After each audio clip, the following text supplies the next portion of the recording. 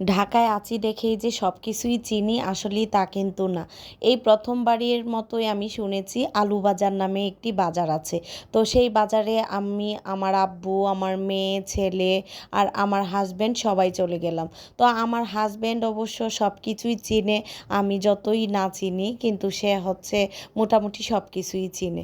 আর আজকে আলুবাজারে যাওয়ার প্রধান উদ্দেশ্যই হচ্ছে এই তো দেখতে পাচ্ছেন এখানে কল, বেসিন, সিঙ্ক, তারপর হচ্ছে শাওয়ার এইসব দেখার জন্য। যেহেতু আমার বাবা একটা বাড়ি করেছে, দেশের বাড়িতে একটা চারতলা উঠিয়েছে, সেই বাড়িটা কমপ্লিট করার জন্য তো অনেক কিছুই দরকার পড়ে। সব কিছুই মূলত ঢাকা থেকেই নেওয়া হচ্ছে। আর এখানে আজকে আমার আব্বুকে নিয়ে আমরা চলে আসলাম হচ্ছে বেসিন দেখার জন্য। তো দেখতেই পাচ্ছেন অনেক ধরনের বেসিন এখানে আমরা দেখতে পাচ্ছি।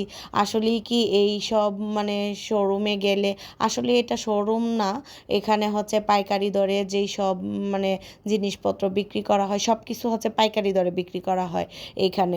এখানে মোটামুটি রেটটা কম দামেই নিয়ে থাকে, আর অন্য জায়গায় যেভাবে নেয় এখানে আমরা রেফারেন্সে আসছি সেই কারণে অনেকটা কমই পেয়েছি। তো আসলেই রেফারেন্সে গেলে এটার অন্যরকম একটা মূল্যায়ন থাকে সব জায়গাতেই। তো সব কিছুই মোটামুটি দেখে শুনে বুঝে আসলাম। আর সেই দিন আমি জিনিসটা কিনতে পারি নাই, কারণ হাতে অনেক কাজ ছিল। আমার বাসায় গেস্ট আসবে, সেই কারণে হচ্ছে আমি স্বল্প সময়ের জন্য জাস্ট গেলাম, দেখে শুধু পছন্দ করে আসলাম। আমার হাজব্যান্ড আর আমার আব্বু বলল যে শুধু তুই পছন্দ করে যা, আর আমরা পরে নিয়ে যাব। তো আমার আব্বু আমার সাথে চলে আসছে, যেহেতু আমার আব্বু চলে যাবে দেশের বাড়ি, আর আমিও বাসায় চলে আসছি, বাসায় গেস্ট আসবে। আর সব কিছুই আমার হাজব্যান্ডের উপরেই দায়িত্ব পড়ে গেল। তো সব কিছুই আমার হাজব্যান্ড আমার পছন্দটা দেখে নিয়েছে, যে আমি কোনগুলা পছন্দ করি সেইগুলো আমি একটু দেখিয়ে আসছি। আর সব কিছুই তার দায়িত্ব মতোই পাঠাবে। তো দেখতেই পাচ্ছেন সব কিছুই আমাদেরকে দেখাচ্ছে। আমি বললাম যে নতুন মডেল কোনগুলো আসছে একটু দেখান। আসলে মডেল যতই নতুন আসুক আসুক না কেন, সব কিছুই মূলত আগের যেইগুলা সেগুলাই আবার নতুন নতুন করে বের হচ্ছে।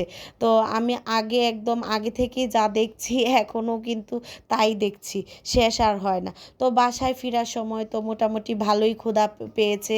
তো রাস্তায় হক থেকে নেমে আমি এখানে বিফ পরোটা, তারপরে বাচ্চাদের জন্য ডোনাট নিলাম, আর একটা পিৎজা নিয়ে নিলাম।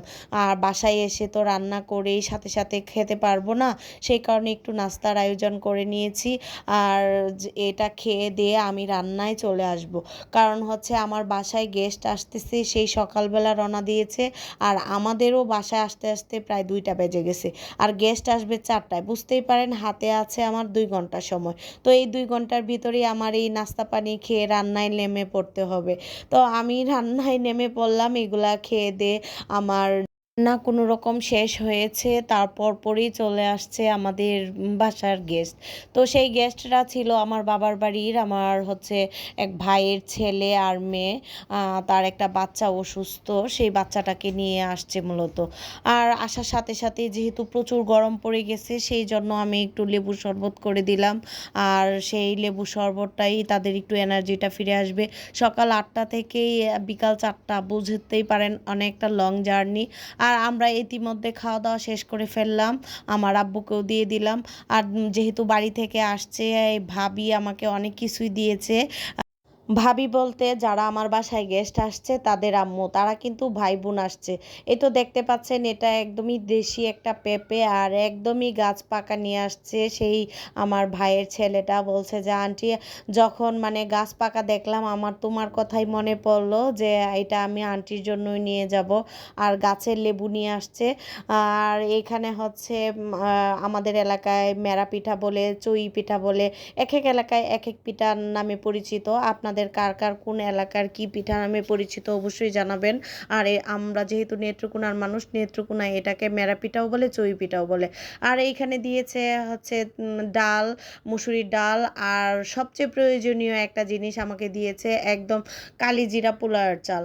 আর চালটা এত সুন্দর, মানে দেখতে এতটাই সুন্দর, একটা চালও ভাঙ্গা নেই, অনেক সুন্দর। চালটা দেখে আমার মনটা অনেক ভরে গেছে। আর ভাবিকে তো সাথে সাথে আমি বললাম যে ভাবি অনেক অনেক অনেক ভালো একটা কাজ করেছেন। আপনাকে অনেক, অনেক ধন্যবাদ। আর ইতিমধ্যে আমি এখানে মাছের তরকারি, আম ডাল, তারপর গরুর মাংস, করলা ভাজি এগুলা তাড়াহুড়া করেই রান্না করলাম। আর ওদেরকে খাবারে বসিয়ে দিলাম ঝটপট। গোসল করে চলে আসছে যেহেতু, সেই কারণে আমি বললাম যে, "তাড়াতাড়ি গোসল করে তোমরা খেয়ে নাও।"